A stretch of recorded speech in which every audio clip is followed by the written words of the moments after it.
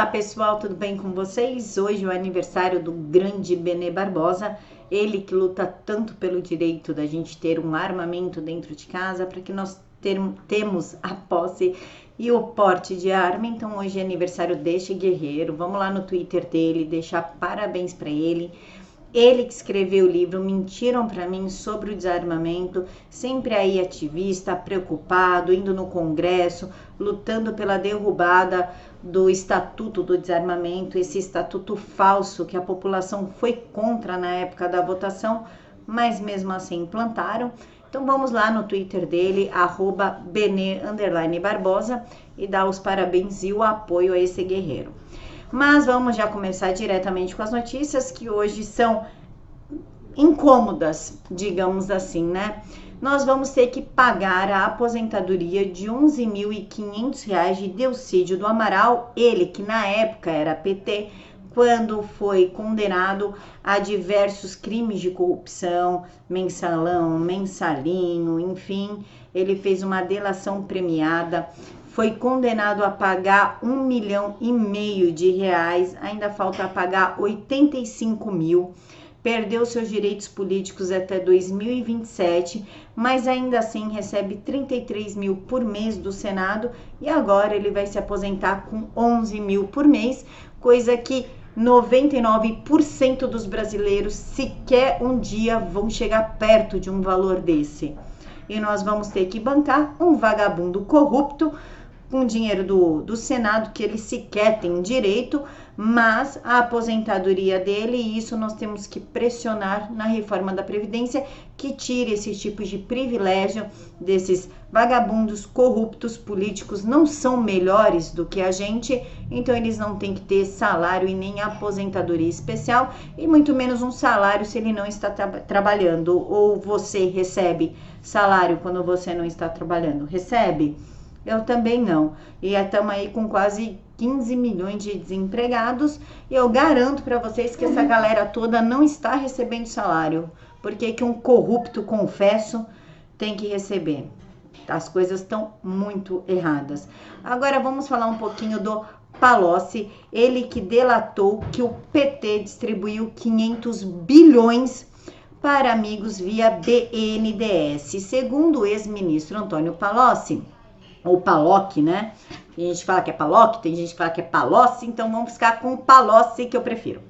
Ele participou de uma reunião fechada na CPI do Banco Nacional de Desenvolvimento Econômico e Social, que é o BNDES, na terça-feira de ontem, né, no dia 2, e afirmou que o PT distribuiu 500 bilhões de reais. Ele reiterou também 300 milhões de reais da Odebrecht ao petista Lula da Silva, o presidiário, o condenado, o cara que tá tentando usar a Intercept para falar que é um perseguido político para sair da cadeia, e não sei para quê, porque não vai dar mais para roubar, querido, é Bolsonaro no poder, meu amor, não adianta você sair daí, mas tudo bem.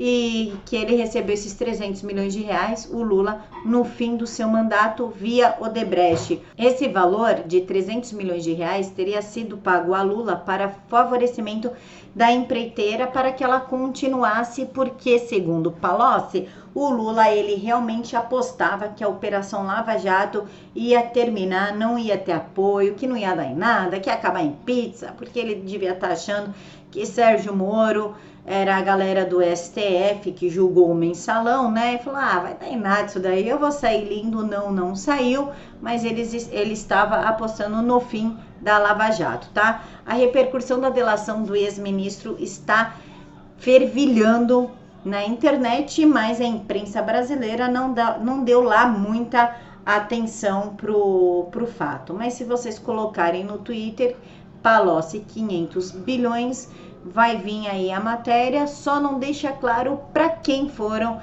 essas quantias aí distribuídas, para as quais presidentes aí genocidas de países comunistas como África, Venezuela, Cuba, enfim, nós temos que ir atrás desse dinheiro e pegar de volta porque é nosso.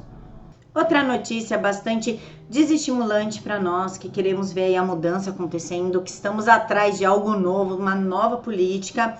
O corregedor do Senado arquivou a investigação para saber quem tentou adulterar os votos naquela época em que Alcolumbre foi eleito presidente do Senado. Não sei se vocês lembram, tinham 82 votos, sendo que são 81 senadores. E é claro que aquilo lá é lotado de câmeras, filmando o tempo todo, pessoal fotografando, a mídia fica lá em peso o dia inteiro. Não é possível que ninguém saiba de nada, não tenha visto nada, mas acharam melhor arquivar, colocar pé debaixo do tapete e pronto. Segundo o corregedor, ele disse o seguinte: muito embora as imagens pudessem sugerir com mais ênfase a participação de algum senador, penso que a gravidade da pena, que poderia chegar até a cassação do mandato, nos impõe a exigência de mais do que uma leve ou forte suspeita. Acontece que o fim que vai ter não interessa, se o cara vai perder um mandato, se vai pagar multa, não interessa. O que importa é que a gente quer ver quem é a cara do espertinho e que ele seja exposto, né? Que a justiça de qualquer forma seja feita. Isso daí é errado, ele não poderia ter feito isso. Imagina se por esse voto a mais aí, se ninguém percebesse, o Calheiros fosse presidente do Senado. Lógico que o Alcolumbre é uma latrina, tal como o Renan Calheiros. Mas eu creio que teu Renan Calheiros seria muito pior. Então eu gostaria sim de saber quem foi, mas de acordo com o corregedor, isso é perda de tempo, não vou investigar. E agora, para finalizar, uma notícia que incomodou muitos bolsonaristas, a galera da direita, que foi um filiado do PCdoB nomeado pelo Jair Bolsonaro para ser membro titular do Comitê de Prevenção e Combate à Tortura. O nome desse cara é Andrei, ele é filiado ao PCdoB há 21 anos, ele é militante LGBT, só que ele foi indicado como representante por uma pessoa do Ministério da Saúde para compor lá a mesa de 23 membros do Conselho, que é ligado ao Ministério dos Direitos Humanos. Lógico que Andrei já tem um ativismo muito forte no escopo, né, do movimento LGBT. Ele é também presidente da União Nacional de Lésbicas, Gays, Bissexuais, Travestis e Transsexuais, tá? E por que o Bolsonaro fez isso? Gente, o Bolsonaro não é incriticável, tá? Não é crime criticar algumas coisas, o Bolsonaro não é perfeito, ele é um ser humano como eu, como você, nós erramos, todos erramos e aprendemos com os nossos erros.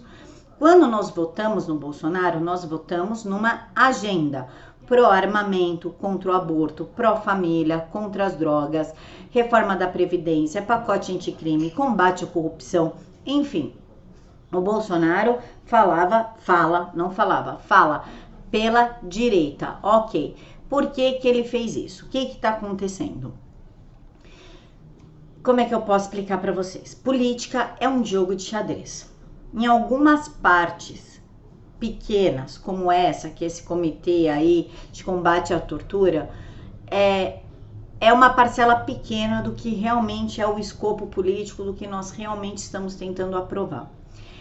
Então, ele tem que fazer concessões, querendo ou não. Então, coloque um membro da esquerda lá dentro para equilibrar o debate, para equilibrar a visão dentro de determinadas discussões. Vocês estão dando, quem aí tá muito full pistola com isso, muita importância para um comitê, tá? Eu ficaria muito mais chocada se o cara fosse da comissão da CCJ, por exemplo, tá? Se ele fosse presidente da CCJ, se ele fosse presidente da comissão da educação, isso sim me deixaria chocada. Mas um comitê para fazer aquela, sabe, aquela concessão, mas põe ele aí, vamos fazer aqui uma concessão e a gente apoia para aprovar a reforma da Previdência, um exemplo, tá? Gente, isso é um exemplo. Então, não rolou dinheiro, não rolou dinheiro, o Jair Bolsonaro não liberou verba, nem nada do tipo. É um comitê que não tem lá grande relevância, né?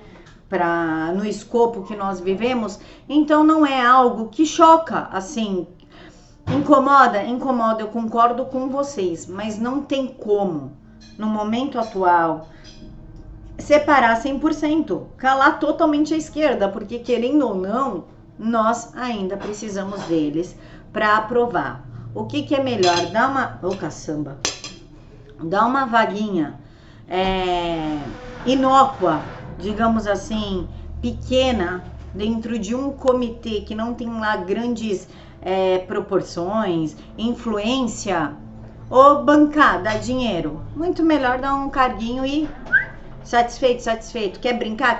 Então brincar ali. Então, que me incomodou, lógico que me incomodou, por óbvio que me incomodou. Ainda mais um cara com uma carga ideológica tão pesada. A gente já sabe que não será um cara para negociar, para botar duas visões, uma visão democrática. A gente já sabe disso, já sabemos, mas é um comitê quase que inócuo dentro do escopo total do jogo político que nós estamos vivendo, tá? Novamente, Bolsonaro não é incriticável.